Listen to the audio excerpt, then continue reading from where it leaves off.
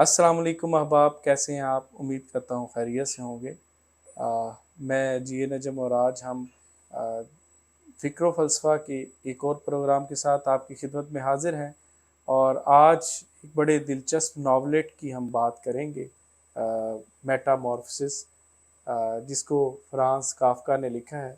इसकी ओवरऑल जो स्टोरी है और उसके पीछे जो सिलसिला है, उसको हम समझने की कोशिश करेंगे। हमारे साथ मौजूद हैं डॉक्टर प्रोफेसर मोहम्मद जवाद साहब। अस्सलाम वालेकुम सर। बहुत शुक्रिया जी। वालेकुम सलाम। अच्छा सर, फ्रांस काफ्का फ़लसफ़ा की तारीख़ देखें तो बड़ा अहम नाम उसमें आता है।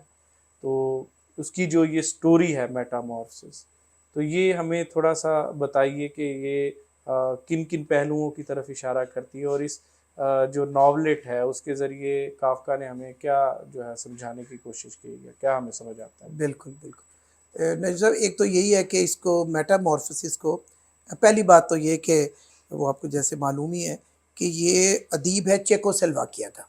ठीक है। और आजकल जो जोग्राफिया बदला है, तो मेरा ख़्याल है कि चेक रिपब्लिक अलग हो गई है, क्योंकि ये मुझे इसलिए भी कंफर्म है कि 2013 में यूरोप के टूर पे गया था तो चेकोस्लोवाकिया कहीं नहीं था, अलबत्ता चेक रिपब्लिक ये थी। अब उसमें भी खैर तब्दीली आई है। और इसलिए भी मैंने इस बात का ज़िक्र किया कि वहाँ पर कुछ कम्युनिस्ट ओरिएंटेड गवर्नमेंट थी सही। इसके ज़माने में, और वो बहुत सख्त लोग थे। हुँ। और उनकी अपनी एक, जैसे होता ही है सोशलिस्ट गवर्नमेंट आमतौर पर बहुत सारे हवालों से, ये मेरी ज़ाती राय है, डिक्टेटोरियल होती हैं। सही। उसकी मैं एक टेक्निकल वजह भी बयान कर सकता हूँ कि उसी के हाथ में मुआशी इख्तियारात होते हैं, उसी के हाथ में सियासी। सही। तो अब वो तो क्या क्यों पावरफुल ना होगी। तो हुँ। अब लोग कहते हैं कि रूस में, चीन में ब्यूरोक्रेसी बहुत डेवलप थी, तो वो मैं समझता हूँ कि वो फिलोसॉफिकली लॉजिकली उसका लाजमी नतीजा था। हुँ। इन हालात में बहुत घुटन महसूस की है काफ्का ने। सही। तो ये एक एक्सटर्नल भी वो है, सही। इंटरनल तो है ही है, हम उसको ज़्यादा नहीं दोहराते। मैं आपके साथ मिलके उसकी ज़िंदगी पे तो हम एक वीडियो बना चुके हैं। ज़िंदगी में उसको एक शदीद तकलीफ़ का सामना था कि ओवर डोमिनेटिंग फादर, उसकी बिल्कुल। फादर्स पर्सनैलिटी की वजह से। और तीसरी बात यह है कि शायद इसी ज़हनी दबाव की वजह से उसकी अपनी जो इल हेल्थ थी। हुँ। एक वक्त ऐसा आता था कि वो कुछ खाने पीने से वो आजिज़ था। तो अब इस पर्सपेक्टिव में ज़रा ये देख लें, इसको एक तवील अफसाना भी कह सकते हैं, नॉवलेट भी आपने ठीक कहा, वो भी कह सकते हैं कि ये कहानी शुरू होती है और शुरू में ही शायद पहले ही पहरे में, ये बिल्कुल शुरू की लाइन में मरकज़ी किरदार कहता है कि मेरी आँख खुली तो मैंने अपने आप को एक कीड़े की उसमें शक्ल में पाया। ग्रेगर का जो किरदार हाँ, है। हाँ जी। और वो उसमें तकिए के इधर-उधर में, और मैं ये देख रहा हूँ कि अच्छा, अगर ये मैं हूँ तो मेरा जिस्म कहाँ गया? और अगर मेरा जिस्म है तो वो 3 डायमेंशन में इतना सिकुड़ कैसे गया? हुँ। और अब घर वाले अब अंदाज़ा लगाइए कि इसमें एक लिहाज से if you look into it, तो हर चीज़ में मानी और तरह खुलेंगे कि अब घर वाले जब वो तो पता चलेगा कि वो कहाँ गया, तो वो क्या कहेंगे, और वो मुझे इस कीड़े के रूप में देख के क्या महसूस करेंगे? अच्छा, मैं उनमें से किसी के पैरों तले ना आ जाऊँ। हुँ। बिल्कुल तो है। एक ज़हनी तौर पे जहाँ तक अगर अफ़साने का आप ये कहें कि अफ़साना लिखने का कोई ढंग हो सकता है, तो इस बड़े आदमी ने पहली बात है तो वो सारा ढंग चेंज कर दिया हुँ। कि बहुत सारे अफ़साना निगारों को ऑल ओवर द वर्ल्ड बताया कि कहानी ऐसे भी लिखी जा सकती है। क्या बात है! वो सिर्फ़ सोशल रियलिज़्म नहीं होता, हुँ।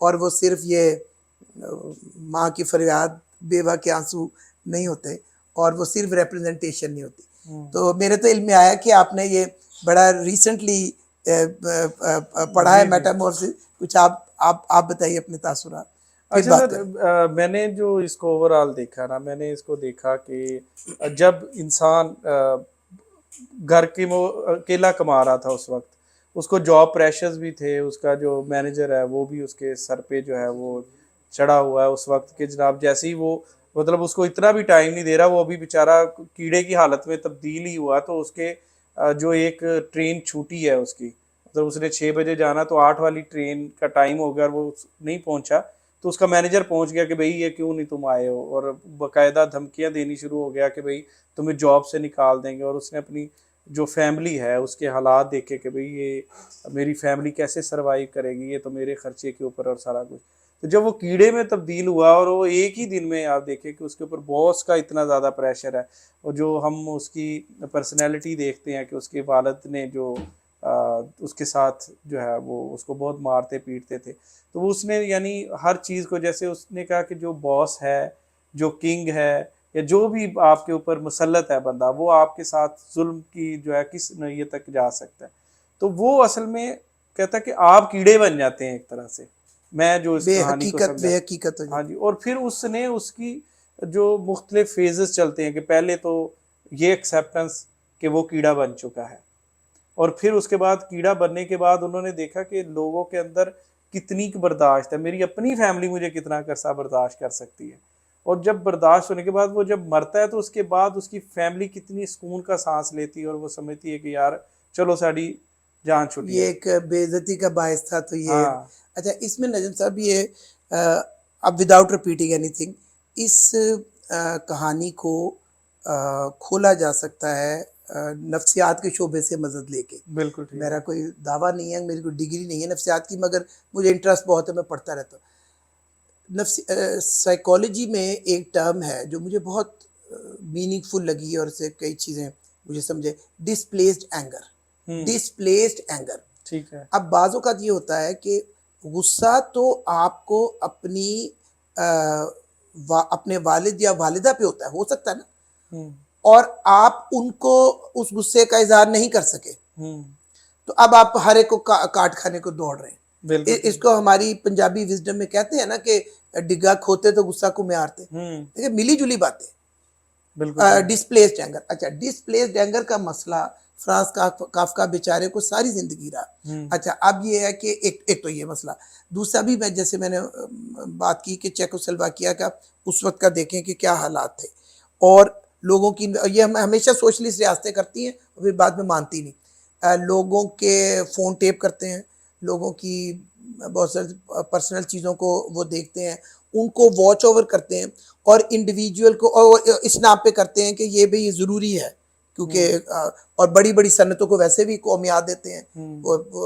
جیسے یہاں کوئی ایک ناکام تجربہ ایک زمانے میں بھٹو صاحب بھی کر چکے ہیں. ان حالات میں وہ جو مکمل اچھا یہ کرنا, یہ محسوس کرنا کہ میں ابھی انسان ہی نہیں رہا اور ایک میں کیڑا بن گیا ہوں اور کوئی بھی مجھے پیروں تلے رون سکتا ہے کوئی, یہ ایک قسم کا وہ ایک آخری درجے کی ایک بے بسی بھی ہے. بالکل. ایک بے کسی بھی ہے. ایک ایسی چیز بھی ہے جس میں آپ کی اپنی جو سیلف ریسپیکٹ ہے اور آپ کی اصل میں آئیڈینٹی مشکوک ہو. بالکل ایسے, بالکل ایسے. تو وہ انٹرنلی بھی ہوا, وہ ایکسٹرنلی بھی ہوا. پھر ایک اور بات بھی ہے ہمارے اس عظیم ادیب کے ساتھ, ایک یہ بھی مسئلہ ہوا کہ جب کوئی جوان ہوتا ہے, ناٹ اونلی عورت, حسین عورت تو خیر وہ پتہ نہیں بیچاری اپنے آپ کو کچھ دیر کے لیے کیا سمجھ رہی ہوتی ہے کہ دنیا فتح کر لے گی, مگر یہ ایک حسین نوجوان بھی پتہ نہیں. ان کے کیس میں یہ تھا کہ وہ جوانی آئی ہے مختلف مینٹل آپریشن کے ساتھ, اور اس کے بعد ایک بیماری کو لے کے. صحیح. تو اب اگر یہ دیکھیں کہ اگر انڈیویجول, اگر صرف کافکا کو بطور انڈیویجول پہلے دیکھ لیں, میں اس لیے نہیں دہرا رہا کہ اس کی بایوگرافی پہ ہم پہلے ہی بات کر چکے ہیں, تو ایک بہت بڑا ادیب اپنے کہانیوں اور اپنے ناولوں میں یہ بتا گیا ہے کہ ایک حساس دل و دماغ کو جب کہیں بھی نو ویئر ٹو گو والی بات ہو, تو بوہا کوئی نہ, نو ایگزٹ والا معاملہ ہو, تو پھر اس کے دل دماغ پہ کیا گزرتی. کیا بات. اور اس کو اس کے بعد اچھا ایک اور چیز میرے بھی ذہن میں آئی, شاید آپ ایگری کریں, بطور آپ شاعر ہیں, میں بھی افسانہ لکھتا ہوں, کہ یہ احساس کہ وہ چاہے غلط فہمی ہو, یہ احساس کہ آپ خوبصورت ہیں, اس احساس کے ساتھ جینا کچھ اور ہے, یا یہ احساس کہ آپ بدصورت ہیں یا کچھ ہے, یا یہ احساس کہ یو آر سم تھنگ, اور یہ احساس کہ یو آر نتھنگ. تو اس کی تکلیف دہ پیرنٹنگ, اور میں سمجھتا ہوں کہ چیکوسلواکیہ کے اس وقت کے سماجی اور سیاسی حالات, اور پھر اس کا اگر اس کی بایوگرافی آپ نے پڑھی ہے, میں بھی دہراتا رہتا ہوں, بہت سارے لو ریلیشن شپ بھی کامیاب نہیں ہوئے. تو ہمارے یہاں نام لے لوں یا نہ لوں، اب بہت بڑے شاعر ہیں مجید امجد، تو ان کی زندگی دیکھیں، کچھ بھی نہیں تھا ان کے پاس. ان کے پاس یہ ایک ہی پلیجر تھا شاعری، اور وہ بھی ان کی زندگی میں کسی پبلشر نے اچھے سے ڈھنگ سے چھاپ کے انہیں نہیں دی. ایک کتاب انہوں نے چھپایا، ساہیوال کے تھے جی ایک کتاب، اور ساہیوال کے تھے، اور لاہور کے شاعروں کی بہت ساریاں چالاکیاں اور سیاستوں کو نہیں سمجھتے تھے. لاہوری شاعر ناراض ہوئے تو وہ نہیں سمجھتے تھے، وہ شریف لوگ، شریف آدمی تھے، ساہیوال کے تھے، اور لاہور کی شاعرانہ سیاست کو بھی وہ نہیں سمجھتے تھے، شاعر بھی تھے تھوڑے، اور بندہ بہت بڑے تھے. پھر ان کی شادی ہوئی ہے تو کچھ ہی دیر بعد ان کی بیگم کسی وجہ سے ناراض ہو کے چلی، وہ واپس ہی نہیں لوٹی. یہ لوگوں کو پتہ ہی نہ حالات تھے. اچھا پھر اسی کے نتیجے میں ان کے بچے بھی نہیں تھے. طارق عزیز مرحوم نے ایک دفعہ زبانی بھی میں نے سنا، انہوں نے لکھ بھی دیا، انہوں نے کہے کہ وہ جب ان کی ڈیتھ ہو گئی تو 2-3 دن بعد پتہ چلا تو ان کو دفنایا. تو میں ایک دفعہ گیا تو مجھے نہیں پتا تھا، تو ایک محلے دا ایک منڈا چھوٹا، تو انہوں نے کہا کہ اتھے جڑا بھائی رہندا ہوندا سی نا، کون مر گیا. تو یہ اس قسم کی، بلکہ یہ جو جتنی دیر یہ جیا ہے کافکا، جتنا اس نے لٹریچر تخلیق کیا ہے، جو میٹامورفسس کی ذہن میں کی صورت میں آپ کے سامنے آیا ہے، جو دی ٹرائل کی صورت میں سامنے آیا، اس کا اور ایک افسانہ ہے دا آرٹسٹ. اور اب اندازہ لگائیے کہ آرٹسٹ کا آرٹ کیا ہے، کہ بھوکے رہ کے دہانا ہے. آپ اس کی طنز دیکھتے جائیں، اور اس میں اس کی شدید تنقید دیکھتے جائیں کہ وہ کھانا نہیں کھا رہا، یہ شاید اپنی وہ بیماری کو کسی طرح ریفلیکٹ کر رہے تھے، اور بغیر کھائے زندہ ہے، اور یہ لوگوں کے لیے ایک تماشا ہے، اور لوگوں کے لیے یہ آرٹ. کافکا کو پڑھنے کے لیے ایک کافی جگرا چاہیے. اگر آپ سرسری نکل جائیں تو اور بات ہے، ورنہ جگہ جگہ رکنا پڑتا ہے کہ یہ اس نے دی آرٹسٹ افسانے میں یہ کیا بات لکھ دی، اور یہ کیا آرٹ ہوا کہ میں بھوکا مر رہا ہوں تو باقی لوگ مجھے تماشا اور دیکھ رہے ہیں کہ کتنی دیر بھوکا رہ سکتا ہے. یا پھر یہ ہے کہ ایک آدمی کیڑے میں کیسے منقلب ہو سکتا ہے. یا پھر یہ ہے کہ بغیر کسی وجہ کے اتنی لمبی انویسٹیگیشن ایک انڈیویجول کی کیسے ہو سکتی ہے، جس کو یہ بھی پتہ نہیں کہ یہ جو میری مسلسل میری انویسٹیگیٹ کرے میرا قصور کیا ہے. اچھا اس میں آپ کائناتی جبر کو بھی اگنور نہیں کر سکتے. جیسے ایک دن آپ ہی کے ساتھ بات ہوئی تھی کہ بڑے ادیب اور بڑے شاعر کی یہ ہوتی ہے کہ وہ فلسافیکل بھی ہوتا ہے بہت زیادہ. کافکا میں یہ بھی ہے. مطلب میں یہ چاہتا ہوں کہ ہم اس کی ذاتی زندگی اور اس کی سیاسی زندگی اور اس کی شخصیت تک محدود نہ رہیں. کہیں نہ کہیں وہ یہ بھی کہہ رہا ہے کہ یہ کائنات بھی ایک بعض حوالوں سے ایک جبر ہی کا نشان ہے. ایک اس کے بات کو مجھے یاد آ گیا کہ ہمارا ایک فلسفی ہے اسپینوزا، اس کی بات کا آپ بہت لطف لیں گے، اور اس کی بات سے کافکا کی کئی چیزیں زیادہ سمجھ آ جاتی ہیں، انکلوڈنگ دس اسٹوری. اسپینوزا کہتا ہے کہ انسان اس حد تک جبر کا شکار ہے کہ جب آپ دو اشخاص میں سے ایک کو چوز کرتے ہیں، یا دو چیزوں میں سے ایک کا انتخاب کرتے ہیں، تو ظاہری طور پر آپ کو لگ رہا ہوتا ہے کہ میں نے دونوں لوگوں یا دونوں چیزوں کی نیگیٹو پازیٹیو چیزیں دیکھی، تو جس کی نیگیٹو زیادہ تھی اس کو چھوڑ دیا، بالکل ایسے، اور جس کی پازیٹیو زیادہ تھی اس کو اختیار کر لیا. بالکل اس طرح نہیں ہوتا.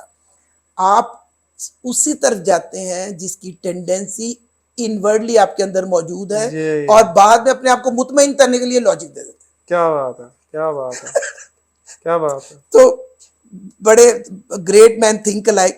مجھے یہاں تک لگتا ہے کہ یہ میرا ذاتی ایک طریقہ کار ہے کہ کافکا کو بھی صحیح سمجھنے کے لیے اور اس کی جبریت کو سمجھنے کے لیے تھوڑا بہت اسپینوزا کا فلسفہ بھی پڑھنا چاہیے. صحیح. تو انشاءاللہ وہ بھی جو اگلے لیکچرز میں آپ سے مستفید ہوں گے ہم اس سلسلے میں. جی. تو احباب گرامی، آج میٹامورفسس کی ہم نے بات کی، اس کہانی کو مرکزی خیال آپ کے سامنے پیش کیا جو میں نے کیا، اور سر نے پھر اس کی وضاحت کی اور اس کو مختلف اینگل سے ڈسکور کرنے کی کوشش کی. احباب گرامی، اس کے ساتھ ہمیں اجازت دیجیے. ایک اور ناول یا فلسفے کے جو ہے رائٹر کے ساتھ ہم آپ کے ساتھ موجود ہوں گے آئندہ پروگرام میں. میری دعا ہے کہ اللہ تعالیٰ آپ کو اور آپ کے اہل خانہ کو اپنے حفظ و امان میں رکھے، اور ہر مشکل اور ہر آفت سے اپنی پناہ میں رکھے. والسلام.